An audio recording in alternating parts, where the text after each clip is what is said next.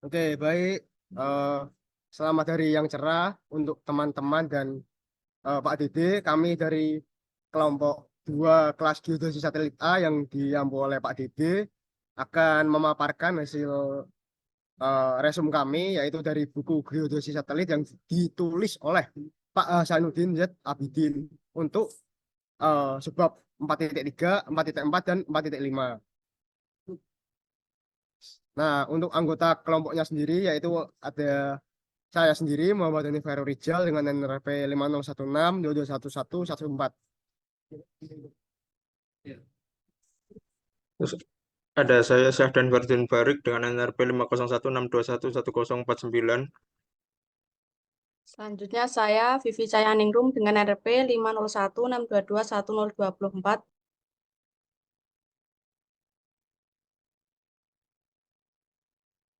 Saya Muhammad Zian Firmansyah dengan NRP 50162211058. Saya Nicholas Alexander Hae dengan NRP 501622105852. Saya Anissa Zaya Sadita Sumedi, NRP 5016221070.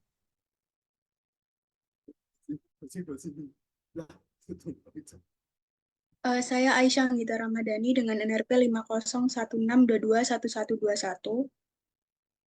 Oke, next. Nah, yang pertama itu adalah sistem koordinat orbital. Mungkin akan dijelaskan oleh teman saya. Silakan. Baik, untuk yang pertama sistem koordinat orbital. Sistem koordinat orbital digunakan untuk menyatakan posisi satelit dalam orbitnya. Sistem koordinat orbital adalah sistem koordinat kartesian 2 dimensi yang memiliki 2 sumbu X dan Y yang terletak pada bidang orbit.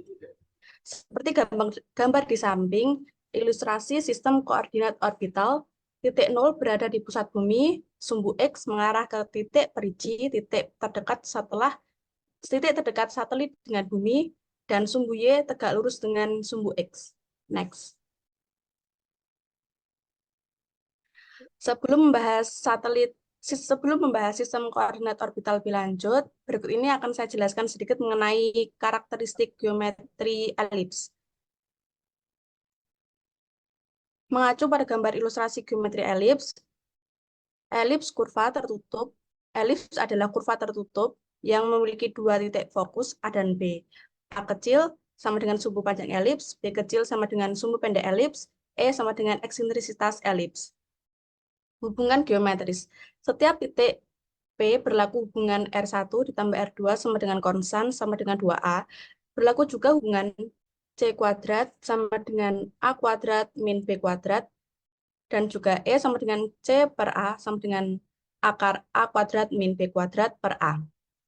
Nilai eksentrisitas elips adalah E lebih dari 0 dan kurang dari 1. Jika nilai E sama dengan 0, maka A sama dengan B, dan dalam hal ini elips menjadi lingkaran. Next.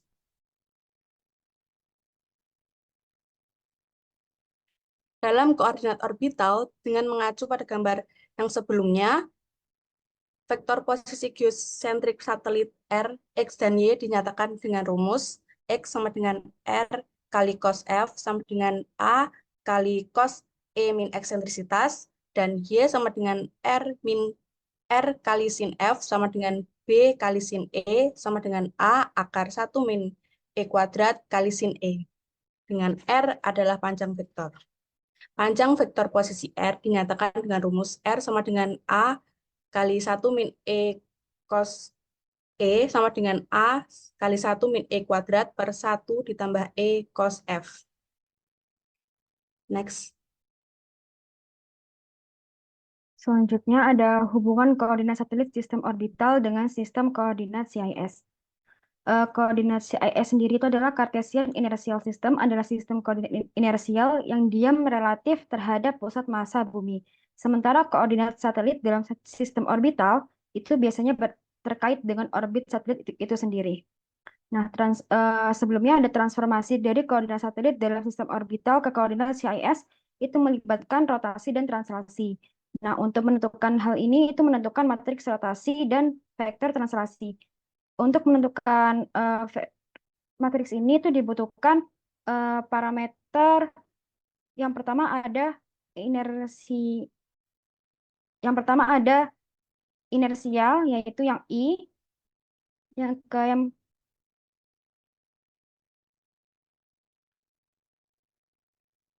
sistem inersial orbit, lalu yang kedua ada argument of perigee dan ada ascending node. Nah, R3 dan R1 ini merupakan matriks rotasi yang mengelilingi sumbu X dan Z. R3 itu pada sumbu Z dan R1 itu pada sumbu X. Selanjutnya,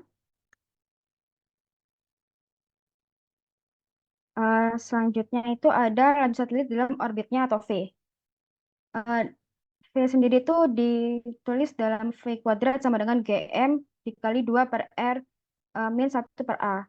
Dengan R itu jarak satelit dari pusat bumi, A itu sumbu panjang orbit, GM itu koefisien gravitasi atau geosentrik. Di mana kecepatan satelit itu maksimum di perigee dengan kecepatan di perigee itu ditulis dalam VP, terus minimum di apogee dengan kecepatan di apogee adalah VA. Hubungannya itu adalah VP sama dengan akar GM per A dikali akar 1 plus E per 1 min E. Itu adalah eksentrisitas.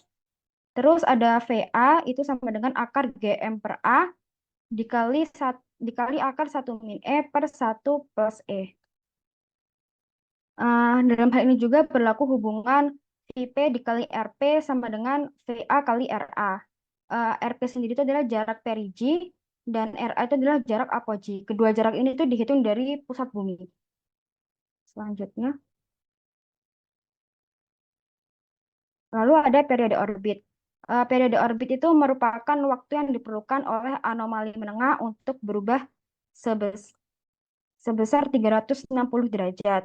Nah, anomali menengah itu adalah salah satu elemen orbital yang menggambarkan posisi relatif suatu objek seperti satelit atau planet dalam orbitnya pada waktu tertentu.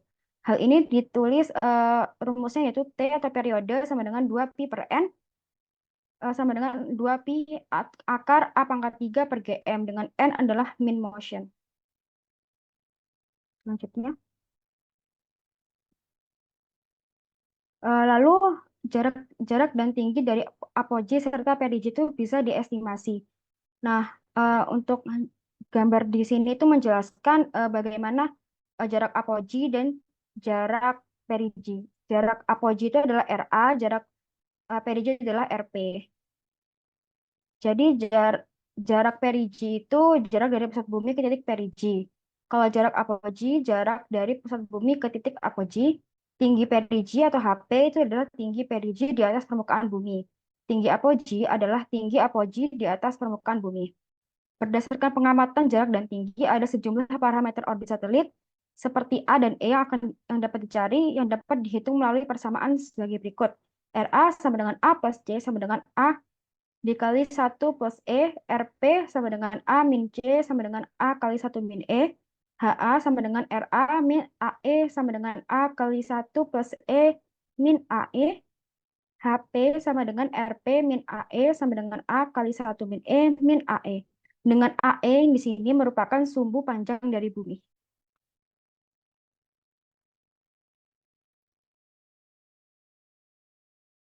Baik, berikutnya masuk ke jenis-jenis orbit satelit. Jadi menurut buku ini itu ada beberapa orbit yang diklasifikasi dengan beberapa karakteristik orbit tersebut.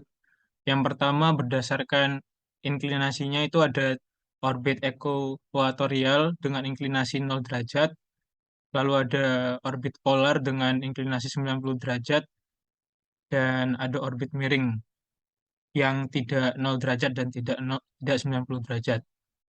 Lalu berdasarkan arah pergerakannya, ada dua, yaitu yang pertama orbit prograde dengan orbit yang merupakan searah dengan rotasi bumi.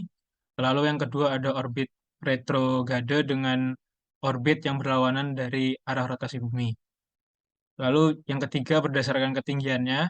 Yang pertama ada satelit orbit rendah atau low Earth orbit dengan ketinggian di antara 160 sampai 2000 km. Lalu yang kedua ada satelit orbit menengah atau bisa dibilang medium earth orbit (MEO) dengan ketinggian 2.000 sampai 36.000 km. Dan yang terakhir yang lebih dari 36.000 km ketinggiannya yaitu satelit orbit tinggi atau bisa disebut juga sebagai High Earth Orbit (HEO). Lalu berdasarkan bentuknya ada tiga juga. Yang pertama ada orbit lingkaran, yang kedua ada orbit elips atau orbit normal, dan yang ketiga ada orbit sangat elips atau juga bisa disebut sebagai highly elliptical orbit. Dan terakhir berdasarkan sinkronisasi pergerakan satelit, yang pertama orbit geosinkronus atau geostationer, yaitu orbit yang dia itu sinkron dengan gerak rotasi bumi. Lalu yang kedua ada orbit sunsinkronus, di mana pergerakan satelit sinkron dengan pergerakan bumi yang mengelilingi matahari. Bisa dilanjut. Lalu di sini kita masuk ke pengertian dari orbit prograde dan retrograde. Untuk orbit prograde sendiri merupakan orbit di mana pergerakan satelit dalam orbitnya itu searah dengan rotasi bumi. Jadi dia itu mengikuti dengan arahnya rotasi bumi juga. Lalu yang kedua itu ada orbit retrograde, di mana orbit ini pergerakannya itu berlawanan arah dengan rotasi bumi. Nah, bisa dilihat juga di gambar 4.1.7 di mana ada ilustrasi dari orbit prograde dan retrograde. Untuk orbit prograde ini dia inklinasinya itu di antara 0 derajat sampai 90 derajat. Sedangkan untuk orbit retrograde inklinasinya itu di antara 90 derajat sampai 180 derajat dan arahnya berlawanan dari rotasi bumi. Bisa dilanjut. Ini untuk ilustrasi yang lebih jelas tadi, prograde di antara 0 sampai 90 derajat, sedangkan retrograde di antara 90 sampai 180 derajat untuk inklinasinya. Lalu juga untuk sebagian besar satelit buatan bumi dengan inklinasi rendah atau low inclination, umumnya itu merupakan orbit prograde karena propellan yang dibutuhkan lebih sedikit untuk mencapai orbit. Dan pada umumnya untuk orbit retrograde itu dimiliki oleh satelit penjelaja atau yang bisa kita kenal dengan remote sensing.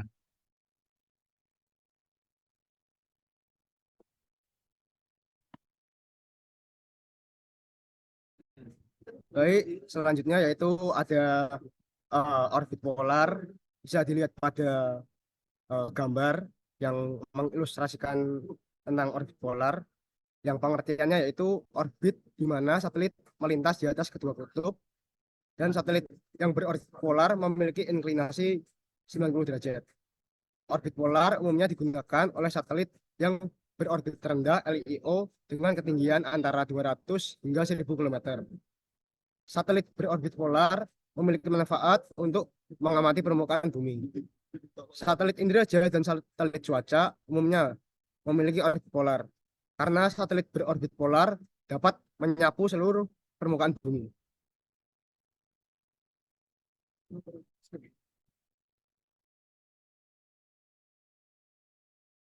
Selanjutnya ada orbit geostasioner atau nama lainnya geosinkronus. Nah, itu pengertiannya adalah satelit yang mengelilingi bumi dengan kecepatan dan arah yang sama dengan kecepatan dan arah rotasi bumi. Nah, dikarenakan orbit dari geostasioner ini relatif tinggi, maka footprint atau cakupan wilayahnya di permukaan bumi dari satelit geostasioner relatif sangat luas. Di samping itu, karena posisinya yang relatif diam di atas suatu wilayah permukaan bumi, maka orbit ini banyak digunakan oleh satelit komunikasi. Walaupun orbit geostasioner dapat menjaga suatu satelit berada pada tempat yang tepat di atas ekuator, perturbasi orbital dapat menyebabkan satelit secara perlahan-lahan berpindah dari lokasi geostasioner. Oke, lanjut.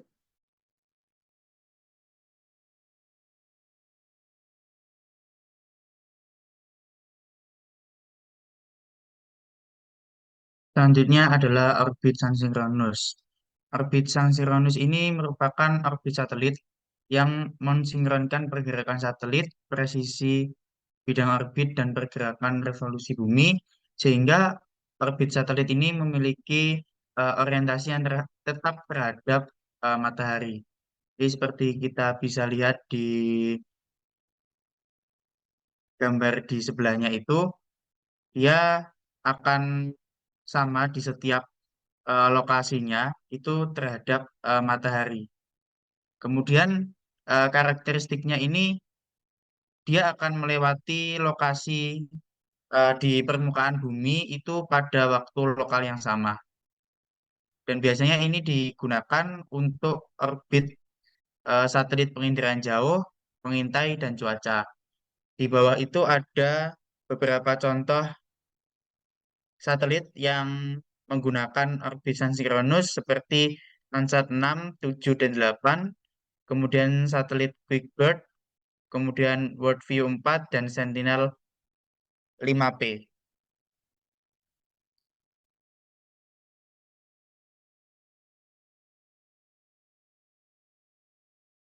Kemudian ada jejak satelit. Jejak satelit di permukaan bumi adalah garis yang menghubungkan titik-titik subsatelit, titik potong satelit, dan pusat bumi pada permukaan.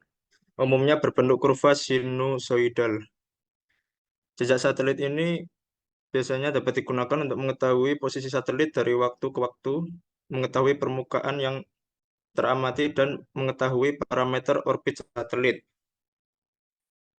Kemudian satelit berorbit geostasioner, titik jejaknya akan tetap dikarenakan satelit yang berorbit geostasioner memiliki inklinasi 0 dan periode orbitnya sama dengan periode rotasi bumi. Lalu satelit berorbit geostasioner berinklinasi jejak satelit menyerupai angka 8.